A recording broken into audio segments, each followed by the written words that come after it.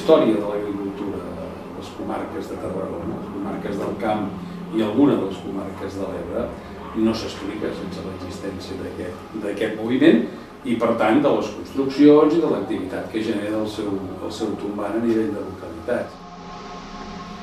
La construcció no només d'esta cooperativa, sinó de totes les cooperatives que es van arribar a construir, van estar impulsades justament com una obra de govern per part de la Mancomunitat, i la idea principal justament era ajudar a desenvolupar una espècie de revolució industrial al que seria la Catalunya rural. Podem dir que l'electricitat al municipi del Pinell va arribar gràcies a la construcció de la cooperativa.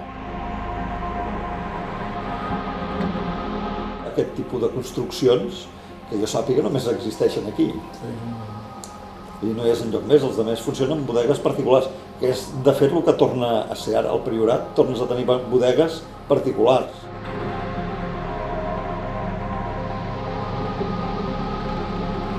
En aquella època que inclús, clar, les mitjans de comunicació, les carreteres i així, tampoc no són com ara, no? I llavors tenia a la vegada potser unes 15 o 20 obres executant-se, perquè totes es van fer pràcticament en 4 o 5 anys.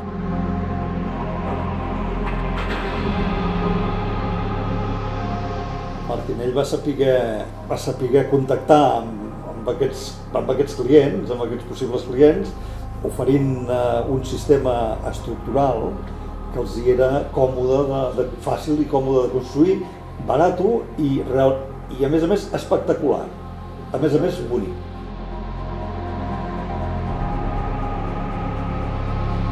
Si ens hi fixem bé, quan estudiem avui en dia possibles vies de sortida de la crisi, una que s'acostuma a dir és la sortida cooperativa.